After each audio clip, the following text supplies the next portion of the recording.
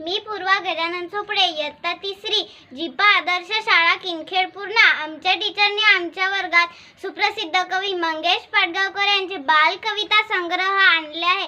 आम्ही ते दररोज वाचत असतो. वाचताना आम्हाला खूप मजा येते आणि त्यातील सर्व कविता खूप गमतीदार आहेत. त्यातील एक पुस्तक तर मला खूपच आवडलं. त्या पुस्तकाचं नाव आहे वाढदिवसाची भेट. आणि या पुस्तकात अशी एक कविता आहे ज्या कवितेचं नाव आहे माझं जग.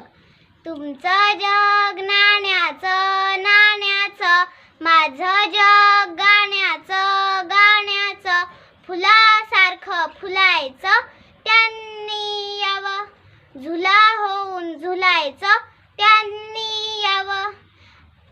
ही कविता तर मला फारच आवडली. ह्या कवितेने तर मला असं वाटते की जग जर गाण्याचं असलं तर काहीही सिद्ध होते आणि जग जर नाण्याचं असलं तर आपण वर्षभर पैसेच मोजत राहतो. ह्या कवींचा विचार पण मला खूपच आवडला.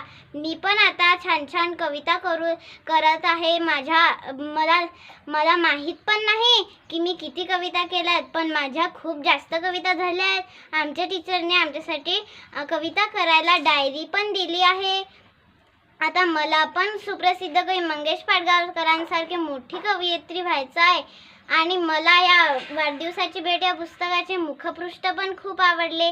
मुखपृष्ठावर एक आई त्या मुलाचा पापा घेत आहे आणि मला या मुखपृष्ठावर हे दिसत आहे की एका आईचं मुलावर किती प्रेम असतं ते. आणि मलपृष्ठावर असं चित्र आहे की आपण वाढदिवसाला भेट देतो म्हणजे गिफ्ट. त्या गिफ्टचं चित्र याच्यावर आहे आणि छान छान वेगवेगळ्या रंगाचे ठिपके पण याच्यावर दिसत आहेत.